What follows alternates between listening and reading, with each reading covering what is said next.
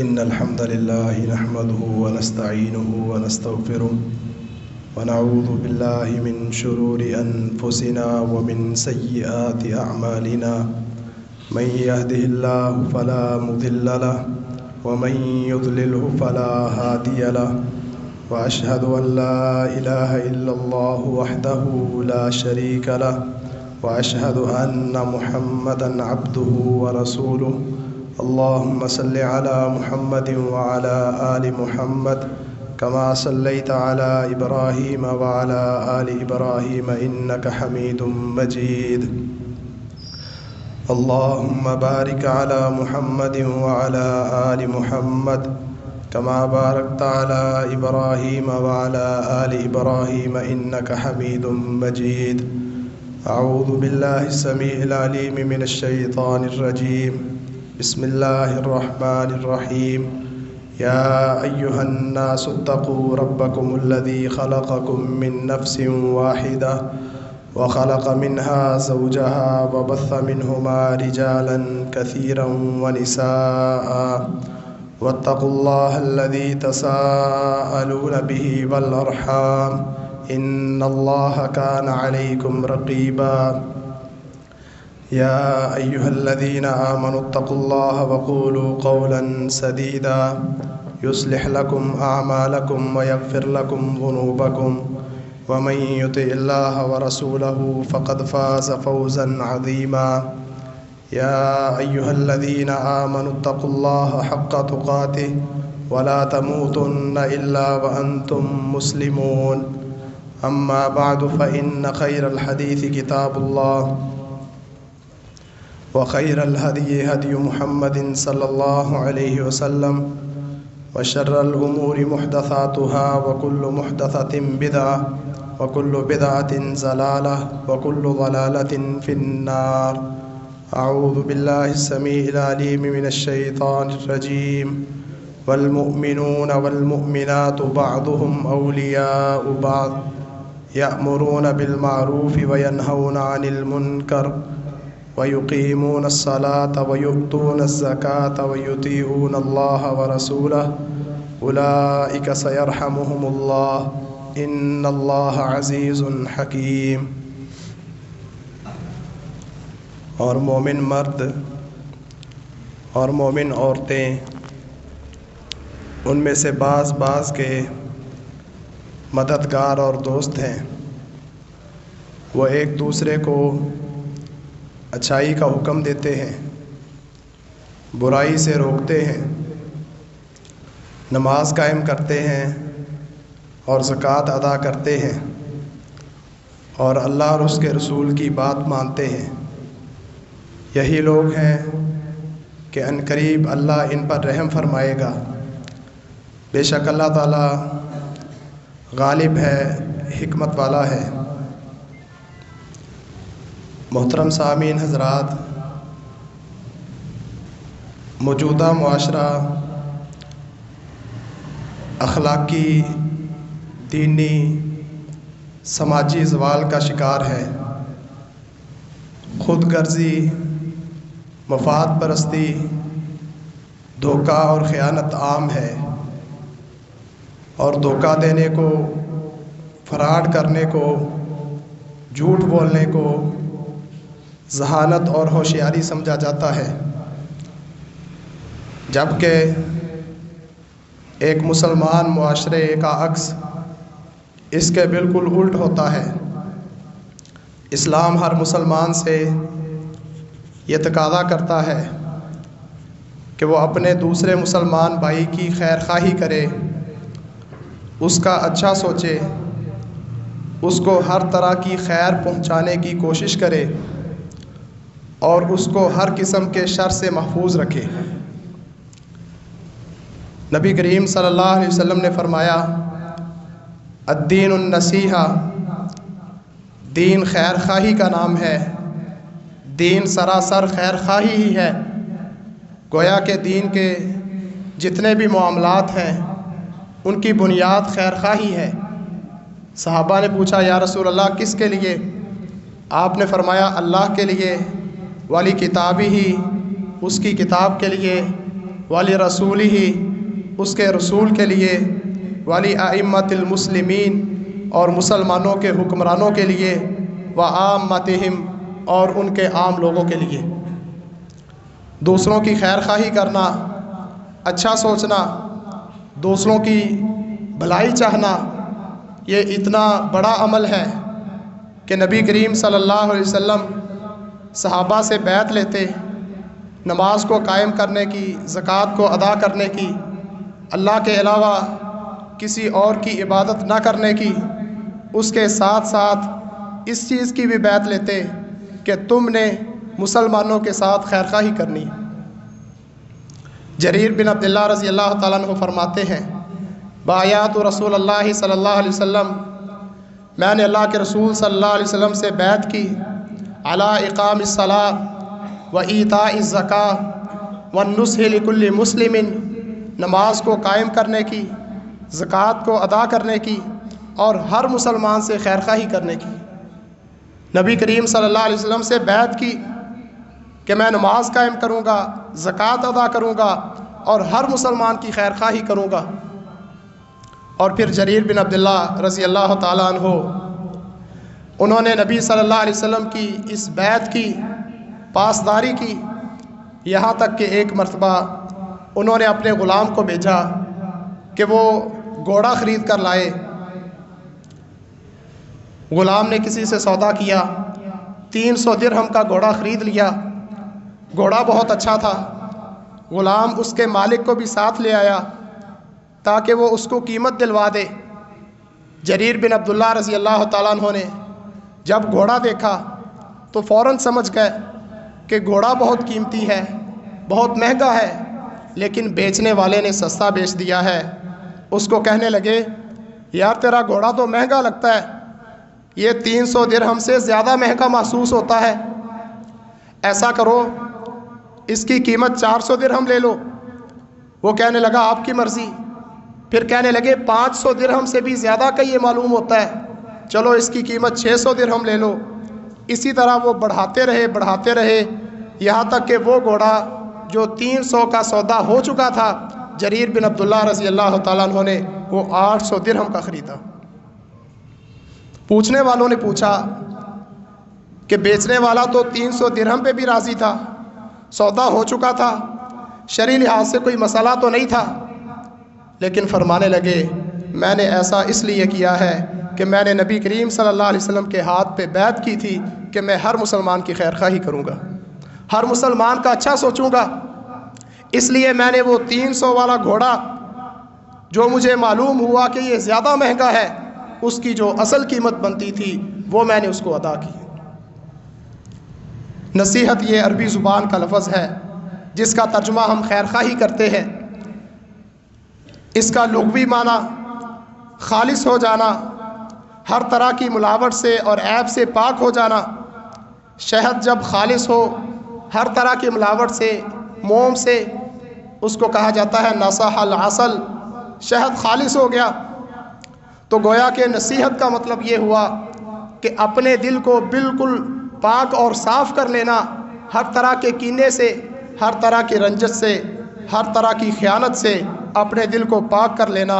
اور اپنے مسلمان بھائی کے لیے ہر طرح کی خیر چاہنا، اور اس سے ہر طرح کے نقصان کو، ہر طرح کے شر کو ہٹانے کی کوشش کرنا۔ نبی کریم صلی اللہ علیہ وسلم اس پر باقاعدہ اپنے صحابہ سے بیعت لیتے کہ تم نے ہر مسلمان کی خیر خواہی کرنی ہے۔ نبی کریم صلی اللہ علیہ وسلم نے فرمایا، حق المسلم علی المسلم ست، ایک مسلمان کے دوسرے مسلمان پر 6 حقوق ہیں۔ اذا لقیتہ فسلم علیہ، کہ جب بھی اس سے ملے اس کو سلام کہو۔ وَإِذَا دَعَاكَ فَأَجِبْهُ، جب وہ تجھے بلائے دعوت دے، اس کی دعوت کو قبول کرو۔ وَإِذَا اسْتَنصَحَكَ فَانصَحْ لَهُ، جب وہ تجھ سے خیر خواہی طلب کرے تو اس کی خیر خواہی کر۔ وَإِذَا عَطَسَ فَحَمِدَ اللَّهَ فَشَمِّتْهُ، جب اس کو چھینک آئے اور وہ الحمدللہ کہے تو اس کا جواب دے۔ وَإِذَا مَرِضَ فَعُدْهُ، جب وہ بیمار ہو جائے اس کی بیمار پرسی کر، وَإِذَا مَاتَ فَاتْبَعْهُ، اور جب وہ فوت ہو جائے تو اس کا جنازہ پڑھ، اس کے جنازے کے پیچھے چل۔ اس حدیث میں نبی کریم صلی اللہ علیہ وسلم نے ایک مسلمان کا دوسرے مسلمان پر یہ حق قرار دیا ہے کہ وہ دوسرے مسلمان کی خیر خواہی کرے۔ وَإِذَا اسْتَنصَحَكَ فَانصَحْ لَهُ، جب کوئی مسلمان تجھ سے خیر خواہی طلب کرے تو تو اس کی خیر خواہی کر۔ ایک حدیث میں آتا ہے وَيَنصَحُ لَهُ إِذَا غَابَ أَوْ شَهِدَ، مسلمان کا دوسرے مسلمان پر یہ حق ہے کہ وہ اس کی خیر خواہی کرے جب وہ پاس موجود ہو تب بھی، جب وہ پاس موجود نہ ہو تب بھی اس کی خیر خواہی کرے۔ آج ہمارے اندر اس چیز کی بہت کمی ہے کہ لوگ ہمارے پاس موجود ہوں پھر تو ہم ان کی خیر خواہی کرتے ہیں۔ نبی کریم صلی اللہ علیہ وسلم فرما رہے ہیں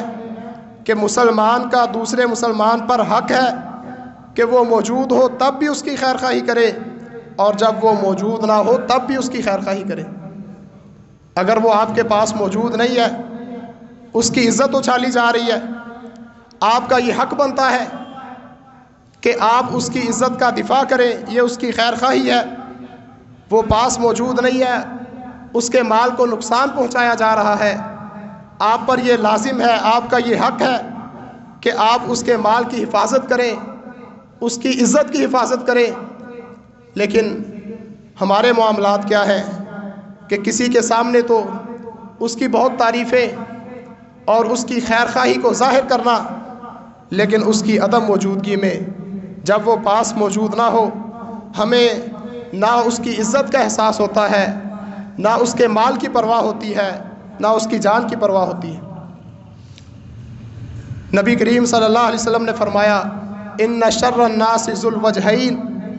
لوگوں میں سے بدترین آدمی وہ ہے جو دو چہروں والا ہے، الذی یأتی ہؤلاء بوجہ وہؤلاء بوجہ، ان کے پاس آتا ہے تو چہرہ اور ہوتا ہے، ان کے پاس جاتا ہے تو چہرہ اور ہوتا ہے۔ مومن کو ایک چہرے والا ہونا چاہیے کہ وہ ہر لمحے ہر وقت اپنے مسلمان بھائیوں کو خیر پہنچانے کی کوشش کرے، ان کی موجودگی میں بھی اور ان کی عدم موجودگی میں بھی۔ نبی کریم صلی اللہ علیہ وسلم نے فرمایا المؤمن مرآت المؤمن، ایک مومن دوسرے مومن کے لیے آئینہ کی حیثیت رکھتا ہے۔ جس طرح آئینے میں دیکھا جائے، آئینہ خاموشی سے بندے کے عیب بتا دیتا ہے، کمی بتا دیتا ہے، ظاہر کر دیتا ہے کہ یہ کمی ہے، اس کی اصلاح کر لو۔ وہ شور نہیں مچاتا بلکہ خاموشی کے ساتھ بندے کے عیب پر مطلع کر دیتا ہے۔ نبی کریم صلی اللہ علیہ وسلم نے تشبیہ دی کہ ایک مسلمان، ایک مومن، وہ دوسرے کے لیے ایک آئینے کی حیثیت رکھتا ہے۔ آگے فرمایا المؤمن اخو المؤمن، مومن مومن کا بھائی ہوتا ہے، یکف علیہ ضیعتہ ویحوطہ من ورائہ، وہ اس کی جائیداد کی حفاظت کرتا ہے، اس کی دیکھ بھال کرتا ہے، اس کو ضائع ہونے سے بچاتا ہے، اور اس کی عدم موجودگی میں بھی اس کی حفاظت کرتا ہے۔ تو نبی کریم صلی اللہ علیہ وسلم نے ایک مسلمان کا دوسرے مسلمان پر یہ حق بتلایا ہے کہ وہ اس کی خیر خواہی کرے، اور جب کوئی خیر خواہی طلب کر لے وَإِذَا اسْتَنصَحَكَ فَانصَحْ لَهُ، پھر اس کی اہمیت مزید بڑھ جاتی ہے۔ اگر کوئی آپ سے مشورہ طلب کرتا ہے کہ میں فلاں کام کرنا چاہتا ہوں، میں فلاں رشتہ کرنا چاہتا ہوں، میری کوئی رہنمائی کرو، تو پھر مسلمان کے لیے لازم ہے کہ اس کو ایسا مشورہ دے جس میں اس کے لیے خیر خواہی ہو، جس میں اس کے لیے بہتری ہو۔ آج کل لوگ مشورہ دینا بھی پسند نہیں کرتے، وہ سمجھتے ہیں کہ میرے مشورہ دینے کی وجہ سے کہیں یہ مجھ سے آگے نہ بڑھ جائے، اس کے پاس مال زیادہ نہ آ جائے، اس کا کاروبار نہ بڑھ جائے، یہ خوشحال نہ ہو جائے۔ نبی کریم صلی اللہ علیہ وسلم نے فرمایا من افتی بغیر علم کان اثمہ علی من افتاہ، جس بندے کو بغیر علم کے فتویٰ دیا گیا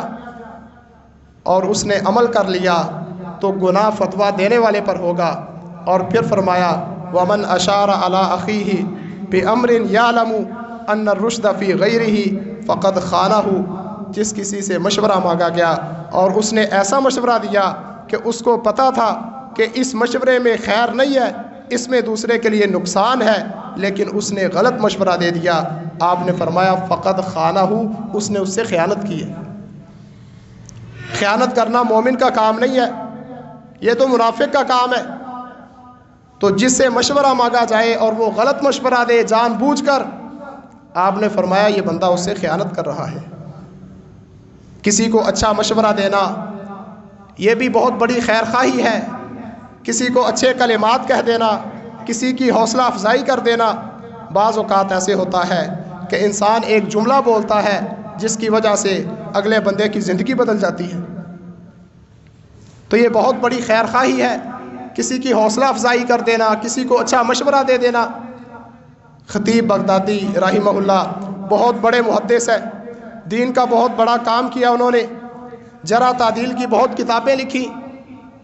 وہ محدث کیسے بنے وہ وجہ بیان کرتے ہیں، کہتے ہیں کہ مجھے ایک عالم نے کہا کہ تیری لکھائی تو محدثین جیسی ہے، ان خطک یشبہ خط المحدثین، تیری لکھائی تو محدثین کی لکھائی سے ملتی جلتی ہے۔ کہتے ہیں اس کی یہ بات میرے دل میں بیٹھ گئی، اور پھر میں نے محنت کرنا شروع کر دی، میں نے حدیث کا علم حاصل کرنا شروع کر دیا، حدیث کے علم میں مشغول ہو گیا، اور پھر انہوں نے بڑی کتابیں لکھی، امت مسلمہ کو بہت فائدہ پہنچایا۔ وجہ کیا تھی؟ وہ کہتے ہیں ان کی وہ بات میرے دل میں بیٹھ گئی جو انہوں نے میری حوصلہ افزائی کی تھی کہ تیری لکھائی تو محدثین کی لکھائی جیسی ہے۔ فاطمہ بنت قیس رضی اللہ تعالیٰ عنہ نبی صلی اللہ علیہ وسلم کے پاس آتی ہیں، کہتی ہیں یا رسول اللہ مجھے 3 بندوں نے نکاح کا پیغام بھیجا ہے، معاویہ نے بھی نکاح کا پیغام بھیجا ہے، اور اسامہ بن زید نے بھی نکاح کا پیغام بھیجا ہے، ابو جہم نے بھی نکاح کا پیغام بھیجا ہے۔ نبی کریم صلی اللہ علیہ وسلم مشورہ دے رہے ہیں، کہا کہ معاویہ تو غریب آدمی ہے، اس کے پاس مال نہیں ہے، اور جو ابو جہم ہے وہ عورتوں کو مارتا بہت ہے، تو ایسا کر تو اسامہ بن زید سے شادی کر لے، اسامہ بن زید سے نکاح کر لے۔ خیر خواہی کر رہے ہیں، اچھا مشورہ دے رہے ہیں۔ وہ کہنے لگی میں نے انکار کیا، آپ نے پھر کہا کہ اسامہ بن زید سے شادی کر لے۔ وہ کہتے ہیں پھر میں نے ان سے شادی کر لی تو اللہ نے اتنی خیر ڈالی کہ میں ایسی عورت بن گئی کہ دوسری عورتیں مجھ پر رشک کیا کرتی تھی۔ تو کسی کو اچھا مشورہ دے دینا، کسی کی حوصلہ افزائی کر دینا، یہ بہت بڑی خیر خواہی ہے، اور ایک مسلمان کا دوسرے مسلمان پر حق ہے۔ کسی کو ہنر سکھا دینا یہ بھی بہت بڑی خیر خواہی ہے۔ آج کل لوگ ہنر سکھانے میں، علم سکھانے میں بہت کنجوسی کرتے ہیں۔ چھوٹے چھوٹے بچوں کو ان کے والدین دکانوں پر بیچتے ہیں، ورک شاپس پر بیچتے ہیں، درزی کے پاس بیچتے ہیں کہ ہمارا بیٹا ہنر سیکھ جائے گا، روزگار حاصل کرنے کے قابل ہو جائے گا، لیکن ان کو سکھانے والے کئی سال ان کو استعمال کرتے رہتے ہیں، ان کو ہنر نہیں دیتے۔ درزی ہے تو 2 سال تک اس سے بٹن لگواتا رہے گا اور اس کو ہنر نہیں سکھائے گا۔ موٹر سائیکل درست کرنے والا ہے، اس کو بہت دیر تک اس کو چھوٹے چھوٹے کاموں میں لگائے رکھے گا، حالانکہ کسی کو ہنر سکھا دینا بہت بڑا صدقہ جاریہ ہے، بہت بڑی نیکی ہے، بہت بڑی خیر خواہی ہے۔ نبی کریم صلی اللہ علیہ وسلم کے بارے میں آتا ہے، آپ نماز پڑھانے کے لیے جا رہے تھے، ایک بچے کو دیکھا وہ بکری کی کھال اتار رہا تھا، اس سے کھال صحیح نہیں اتر رہی تھی۔ نبی کریم صلی اللہ علیہ وسلم اس کے پاس گئے، اپنا بازو اوپر کیا اور کھال اور گوشت کے درمیان اپنا ہاتھ رکھا اور کھال اتارنا شروع کی، یہاں تک کہ آپ کا پورا بازو چھپ گیا، اور اس کو سمجھایا بیٹا ہاکذا فسلخ، اس طرح کھال اتارتے ہیں، اس طرح کھال اتار۔ تو یہ بہت بڑی خیر خواہی ہے، کسی کو ہنر سکھا دینا، کسی کو کوئی پیشہ سکھا دینا، اور کسی خطرے سے کسی کو پہلے ہی آگاہ کر دینا کہ تیرے لیے اس میں نقصان ہے، اس سے بچ جا، یہ بھی بہت بڑی خیر خواہی ہے۔ اللہ رب العالمین نے ایک چیونٹی کا ذکر قرآن مجید میں فرمایا، اور جس کا ذکر قیامت تک ہوتا رہے گا۔ وہ چیونٹی کی کیا خوبی تھی کہ وہ اپنے ساتھ والی چونٹیوں کی خیر خواہ تھی، اپنی قوم کی خیر خواہی چاہنے والی تھی۔ قرآن مجید میں اللہ رب العالمین نے سورہ نمل کے اندر ذکر فرمایا کہ سلیمان علیہ السلام جا رہے تھے، ان کے لشکر بھی ساتھ تھے، انہوں نے ایک چیونٹی کو سنا، قالت نملۃ یا ایھا النمل ادخلوا مساکنکم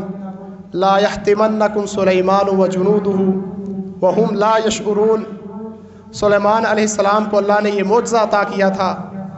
کہ وہ جانوروں کی بولیاں بھی سن لیتے تھے، سمجھ لیتے تھے۔ چیونٹی کی آواز بھی اللہ نے ان کو سنوا دی۔ چیونٹی کہہ رہی تھی یا ایھا النمل ادخلوا مساکنکم، اے چیونٹیوں اپنی اپنی بلوں میں گھس جاؤ، سلیمان کا لشکر آ رہا ہے۔ لا یحطمنکم سلیمان وجنودہ، کہیں ایسا نہ ہو کہ سلیمان کا لشکر تمہیں کچل دے، تمہیں رون دے،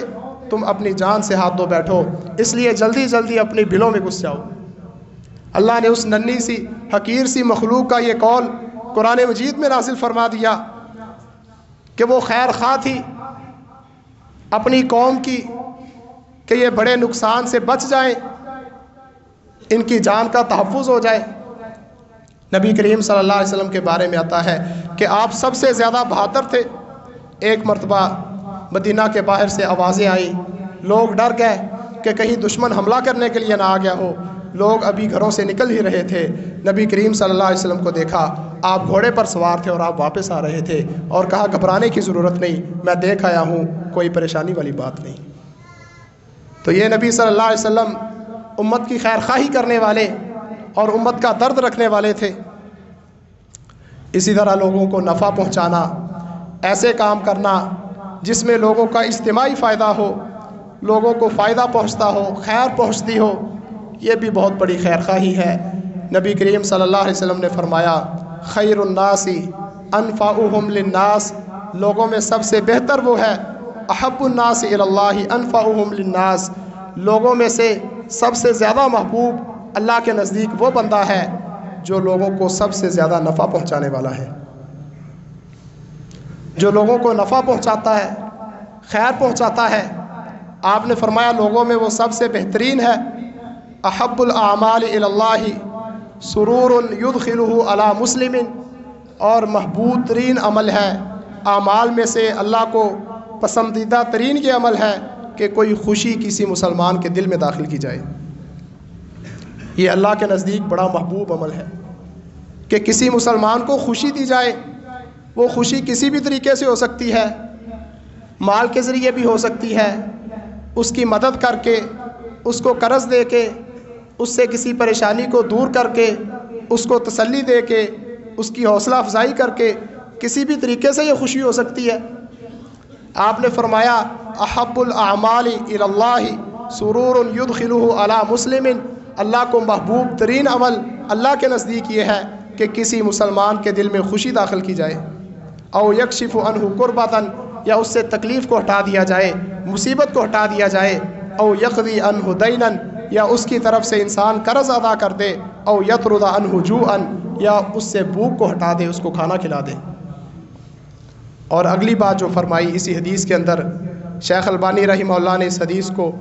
سلسلہ صحیحہ میں ذکر فرمایا، بہت بڑی بات فرمایا لَأَنْ أَمْشِيَ مَعَ أَخٍ فِي حَاجَةٍ أَحَبُّ إِلَيَّ مِنْ أَنْ أَعْتَكِفَ فِي هَذَا الْمَسْجِدِ شَهْرًا، میں اپنے کسی مسلمان بھائی کے ساتھ اس کی کسی ضرورت کو پورا کرنے کے لیے جاؤں، اس کی کسی حاجت کو پورا کرنے کے لیے کسی مسلمان بھائی کے ساتھ چل کر جاؤں، یہ مجھے اس مسجد میں، مسجد نبوی میں 1 مہینہ اعتکاف کرنے سے زیادہ محبوب ہے۔ کسی مسلمان کی خیر خواہی کرنا، اس کے کام آنا،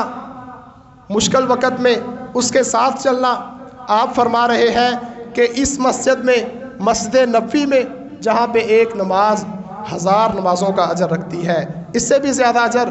آپ نے فرمایا اس مسجد میں 1 مہینہ اعتکاف کرنے سے بھی مجھے زیادہ اچھا لگتا ہے کہ میں اپنے کسی مسلمان بھائی کے ساتھ اس کی کسی ضرورت کو پورا کرنے کے لیے جاؤں۔ اور ایک حدیث میں نبی کریم صلی اللہ علیہ وسلم نے فرمایا من نفس عن مسلم کربۃ نفس اللہ عنہ قربتن من قرب یوم القیامہ، جو بندہ کسی مسلمان سے کوئی مصیبت ہٹاتا ہے، کوئی تکلیف دور کرتا ہے، اللہ رب العالمین قیامت کے دن اس سے مصیبتوں کو، تکلیفوں کو دور کر دے گا۔ من یسر علی موسر یسرہ اللہ فی الدنیا والآخرہ، جو بندہ کسی کے لیے آسانی پیدا کرتا ہے، سہولت پیدا کرتا ہے، اللہ تعالیٰ اس کے لیے دنیا میں بھی آسانی پیدا کر دیتا ہے اور آخرت میں بھی آسانی پیدا فرما دیتا ہے۔ واللہ فی عون العبد ما کان العبد فی عون اخیہ، فرمایا کہ بندہ جب تک اس دنیا میں اپنے بھائی کی مدد کرتا رہتا ہے، اللہ رب العالمین عرش پر اس کی مدد کرتا ہے، اللہ کی خاص مدد اس کو حاصل ہو جاتی ہے۔ آج ہماری زندگی میں بے برکتی ہے، ہمارے کاموں میں بے برکتی ہے، اس کی بڑی وجہ یہ ہے کہ ہم نے اپنے مسلمان بھائیوں کی مدد کرنا چھوڑ دیا۔ نبی کریم صلی اللہ علیہ وسلم نے فرمایا کہ اللہ تعالیٰ بندے کی مدد میں لگا رہتا ہے جب تک بندہ اپنے مسلمان بھائی کی مدد میں لگا رہتا ہے۔ شعب الایمان کے اندر امام بہقی رحمہ اللہ نے ایک واقعہ نقل کیا ہے۔ وہ فرماتے ہیں کہ ابو عبداللہ امام حاکم رحمہ اللہ وہ ایک بڑی خطرناک بیماری میں مبتلا ہو گئے۔ کریہ وجہہ، ان کے چہرے پہ بڑے خطرناک قسم کے زخم بن گئے، یوں سمجھ لیں کہ چہرے کا کینسر ہو گیا۔ عالجہ بانواع المعالجہ، وہ کہتے ہیں انہوں نے بہت زیادہ علاج کروائے لیکن کوئی افاقہ نہیں ہوا۔ انہوں نے اپنے استاذ ابو عثمان الصابونی سے درخواست کی کہ میرے لیے دعا کیجئے۔ انہوں نے جمعہ کے اندر ان کے لیے دعا فرمائی، لوگوں نے آمین کہا۔ اگلا جمعہ ہوا، ایک عورت نے ایک رکا پھینکا، اس میں اس نے لکھا کہ میں پچھلے جمعے جب واپس گئی تو میں نے ان کے لیے دعا کی، خواب میں نبی صلی اللہ علیہ وسلم کی زیارت ہوئی، آپ نے فرمایا اس کو کہو کہ وہ لوگوں کے لیے پانی کی وسعت کرے، لوگوں کے لیے پانی کا انتظام کرے۔ لوگوں کو اس علاقے میں پانی کی ضرورت تھی، تو اس عورت کو خواب میں نبی صلی اللہ علیہ وسلم نظر آئے اور آپ نے یہ فرمایا۔ امام حاکم تک جب یہ بات پہنچی تو انہوں نے حکم دے دیا کہ گھر کے باہر پانی کا انتظام کیا جائے۔ گھر کے باہر پانی کا انتظام کر دیا گیا۔ امام بہقی رحمہ اللہ فرماتے ہیں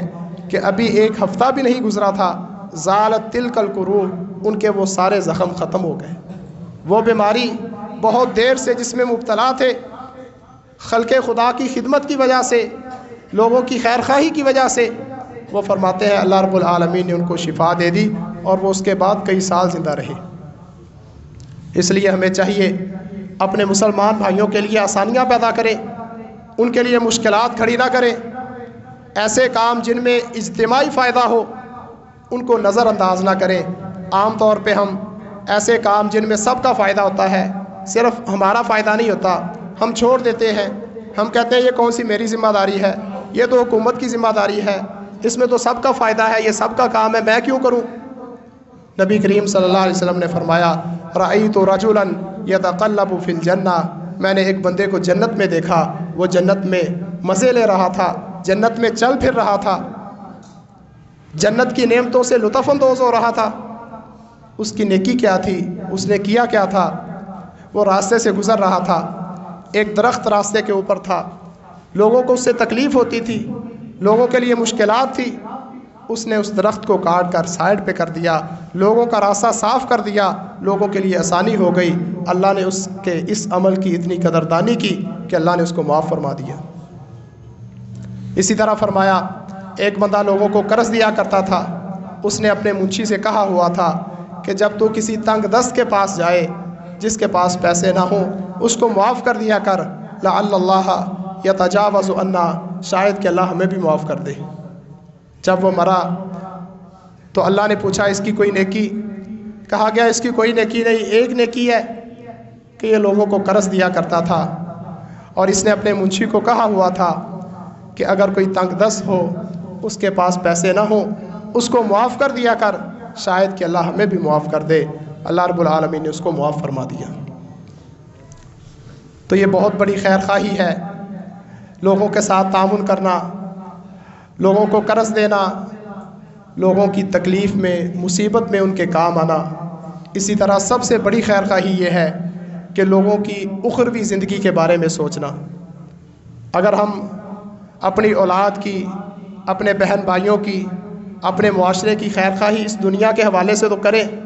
لیکن آخرت کے حوالے سے ہم بالکل بے فکر نہ کریں، تو ہم حقیقی معنوں میں خیر خواہ نہیں ہیں۔ اصل خیر خواہی یہ ہے کہ آپ کا بیٹا، آپ کا بھائی، آپ کا کوئی مسلمان بھائی اگر جہنم کے راستے پہ چل رہا ہے، آپ اس کو کھینچ کر جنت کے راستے پہ ڈال دیں، اس کو اس برے کام سے روک دیں، اس کو شرک سے، بدعت سے، گناہ سے روک دیں، اس کی یہ بہت بڑی خیر خواہی ہے۔ اور انبیاء جو تھے وہ سب سے بڑے خیر خواہ تھے، اس کی وجہ یہ تھی کہ وہ لوگوں کو جہنم سے بچانے کے لیے آئے۔ اللہ رب العالمین نے ان کے فرامین قرآن میں ذکر کیے۔ نوح علیہ السلام نے کہا انا لکم ناصح امین، میں تمہارے لیے خیر خواہ ہوں، امانت دار ہوں۔ نبی کریم صلی اللہ علیہ وسلم اس حوالے سے کتنی خیر خواہی کرنے والے کہ اللہ رب العالمین نے قرآن مجید میں فرمایا لعلک باخع نفسک الا یکونوا مؤمنین، اے نبی ان کے مومن نہ ہونے کی وجہ سے آپ اتنی پریشانی لیتے ہیں، اتنی پریشانی لیتے ہیں، کہیں ایسا نہ ہو کہ اس غم کی وجہ سے آپ اپنے آپ کو ہلاک کر بیٹھیں، آپ اپنی جان سے ہاتھ دھو بیٹھیں۔ نبی کریم صلی اللہ علیہ وسلم امت کے اتنے بڑے خیر خواہ تھے، اتنی پریشانی لیتے کہ یہ جہنم کی طرف کیوں جا رہے ہیں، اور اس کے لیے کوشش بھی کرتے۔ آپ نے مثال دے کے سمجھایا کہ میری مثال ایسے ہے جیسے کوئی بندہ آگ جلاتا ہے، جب آگ روشن ہوتی ہے اس میں پروانے آنا شروع ہو جاتے ہیں، اور جو کیڑے مکوڑے آگ میں گرتے ہیں وہ آنا شروع ہو جاتے ہیں، اس میں گھسنا شروع ہو جاتے ہیں، اور وہ بندہ ان کو روکنا شروع کر دیتا ہے، پیچھے ہٹانا شروع کر دیتا ہے۔ فرمایا میں بھی اسی طرح تمہیں تمہاری کمروں سے پکڑ پکڑ کر پیچھے کھینچ رہا ہوں، اور تم مجھ سے غالب آ رہے ہو اور تم جہنم میں گھستے چلے جا رہے ہو۔ تو یہ سب سے بڑی خیر خواہی ہے کہ ہم اپنے مسلمان بھائیوں کو نیکی کا حکم دیں، ان کو برائی سے روکیں، اور ان کی جو اخروی زندگی ہے اس کے حوالے سے ان کی خیر خواہی کریں، کیونکہ یہ دنیا تو عارضی ہے، یہ زندگی 60-70 سال کی ہے، قیامت کا ایک دن 50,000 سال کا ہے۔ اگر اس ایک دن کے حساب سے اس دنیا کی زندگی کو دیکھا جائے تو ایک دن کے مقابلے میں یہ کچھ منٹ کی زندگی بنتی ہے، 1.5 منٹ کی، 2 منٹ کی یہ زندگی بنتی ہے قیامت کے ایک دن کے مقابلے میں۔ اور پھر صرف قیامت کا دن نہیں، اس کے بعد ہمیشہ ہمیشہ کی زندگی ہے۔ تو ہمیں چاہیے جس طرح ہم اس دنیا میں اپنی خیر خواہی سوچتے ہیں، اپنی اولاد کی خیر خواہی سوچتے ہیں کہ ان کو نقصان نہ پہنچے، شر نہ پہنچے، اسی طرح آخرت کے حوالے سے بھی ہم ہر کسی کی خیر خواہی سوچیں۔ یہ جو ذہن ہے جو جہاں پہ لگا ہے اس کو لگا رہنے دو، اس کو اپنے ذہن سے نکال دے۔ نبی کریم صلی اللہ علیہ وسلم نے فرمایا جو بندہ بھی برائی کو دیکھے اس کے لیے لازم ہے کہ وہ اس کو ہاتھ سے روکے، اگر اس کے پاس طاقت نہیں ہے اپنی زبان سے روکے، اگر اس کی بھی طاقت نہیں ہے تو پھر کم از کم اپنے دل میں برا جانے، اور یہ کمزور ترین ایمان ہے۔ نبی کریم صلی اللہ علیہ وسلم نے فرمایا ان من الناس مفاتیح للخیر مغالق للشر، کچھ لوگ ایسے ہوتے ہیں جو خیر کی چابیاں ہوتے ہیں اور شر کے لیے تالے ہوتے ہیں، جہاں بھی جاتے ہیں ان کے ذریعے سے لوگوں کو خیر پہنچتی ہے، نفع پہنچتا ہے، لوگوں کے لیے آسانیاں پیدا ہوتی ہیں، اور شر کے لیے وہ تالے ہوتے ہیں، ان کی وجہ سے لوگوں کو نقصان نہیں پہنچتا،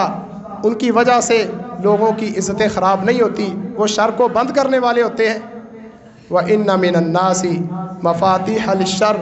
مَغَالِقَ لِلْخَيْرِ، کچھ لوگ ایسے ہوتے ہیں جو شر کی چابیاں ہوتے ہیں، خیر کے وہ تالے ہوتے ہیں، جہاں بھی جاتے ہیں ان کی وجہ سے شر پھیلتا ہے، لوگ گناہوں میں مبتلا ہوتے ہیں، مسلمانوں کی عزتوں پہ حملے ہوتے ہیں، ان کی وجہ سے برائی عام ہوتی ہے، برائی پھیلتی ہے، خیر کے لیے وہ تالے ہوتے ہیں، ان کی وجہ سے لوگوں کو خیر نہیں پہنچتی۔ پھر فرمایا فَطُوبَى لِمَنْ جَعَلَ اللَّهُ مَفَاتِيحَ الْخَيْرِ بِيَدَيْهِ، اس بندے کے لیے خوشخبری ہے، خیر کی چابیاں اللہ نے جس کے ہاتھوں میں رکھ دی ہو، اور اس بندے کے لیے ہلاکت ہے شر کی چابیاں جس کے ہاتھوں میں رکھ دی۔ اس لیے ہمیں چاہیے کہ ہم خیر کی چابیاں بن جائیں، ہر وقت ہر کسی کی خیر خواہی کریں، اگر کوئی پاس موجود ہو تب بھی، کوئی پاس موجود نہ ہو تب بھی کیونکہ ہمیں اللہ کی طرف سے یہ حکم ہے، ہم نے اپنے اللہ کو راضی کرنا ہے، اور کسی کے تانوں کی اور کسی کی باتوں کی پرواہ نہ کرے، کیونکہ ہم نے اجر اللہ سے لینا ہے۔ نبی کریم صلی اللہ علیہ وسلم نے فرمایا الدین النصیحہ، دین سراسر خیر خواہی ہے۔ دین کے جتنے بھی معاملات ہیں ان کا دار و مدار خیر خواہی پہ ہے۔ اللہ رب العالمین عمل کی توفیق عطا فرمائے۔ وآخر دعوانا الحمدللہ رب العالمین۔